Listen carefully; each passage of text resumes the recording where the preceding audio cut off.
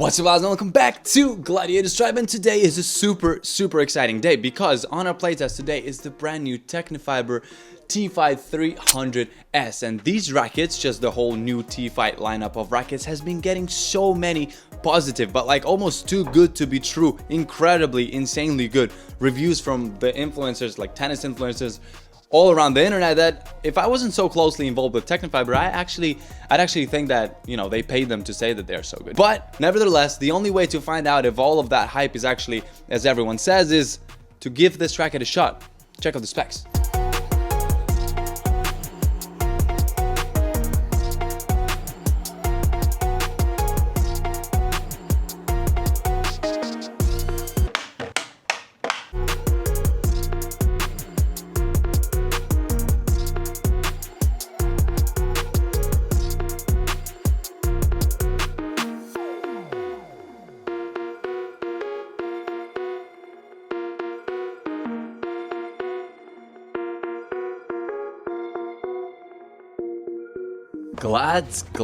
Glads, how has it been? I don't know if you're as excited as I am about this new Tecnifibre TFight 300S, but I am on the edge of my seat.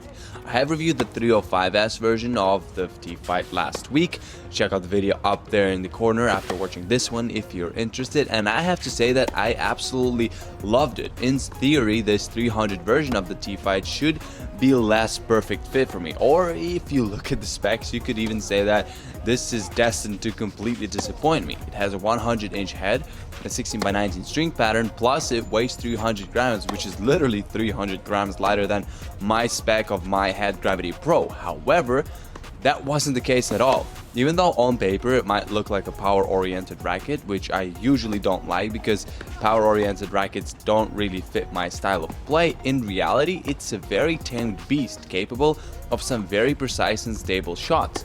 Usually when a racket weighs less than 310 grams, I feel like I'm missing penetration and stability while taking any shot. 300 grams is usually not enough for me to be able to accelerate the racket to its maximum speed with the confidence that the ball will land inside the lines. But turns out that the light is the new heavy on the ATP tour, and more players are leaning towards lighter rackets, and therefore brands have to adjust to that. According to Tecnifibre, the next gen players are favoring maneuverability and spin over stability and penetration. They've made that conclusion after comparing hundreds of rackets on the ATP tour, and the conclusion was obvious. We need to make the rackets more maneuverable, therefore make them lighter. However, in order to not compromise on the penetration and stability, Tecnifibre decided to stiffen the hoop at 9 and 3 o'clock. This way, having a maneuverable racket that is still solid on impact with the ball. And to my surprise, it actually worked. The result is a 300-gram racket that swings through the ball like knife through butter, one that can spin the ball over your opponent and at the same time be stable enough on the flat shots to a point where you can fully rely on the racket doing its job and only focus on perfecting your own technique. I said it in the 305 review and I'm gonna say it again.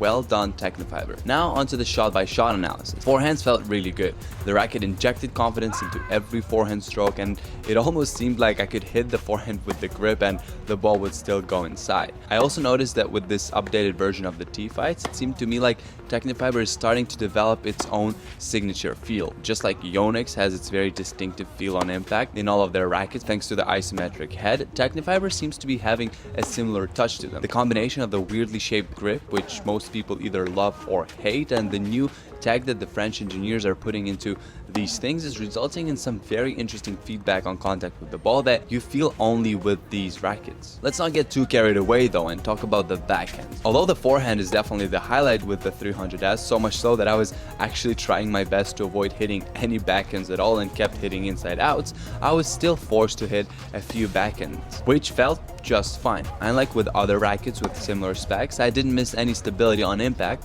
What I did miss here though was, believe it or not, power. For some reason, producing power on the backhand side turned out to be rather challenging, especially with the higher bouncing balls. Glads, I know that you already are falling in love with this new Tecnifibre TFight 300, and if you want to get this thing or the 305 version of this thing or any other racket or anything else tennis related for that matter, the link to get that anything else is going to be down in the description below, together with our exclusive discount code that will save you some cash and that also really helps the channel. So it's a win-win situation.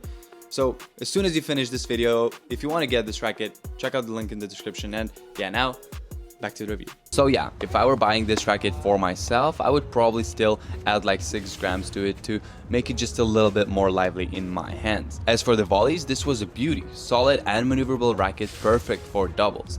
Serves, to my surprise, were really good too.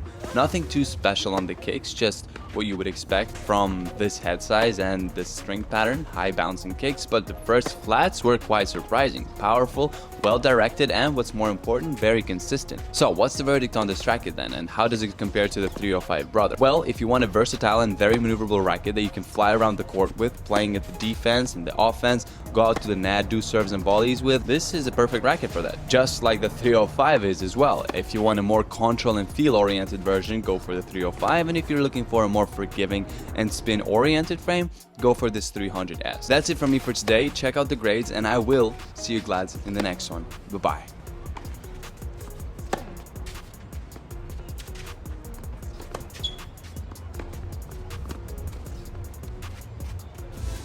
I just need time.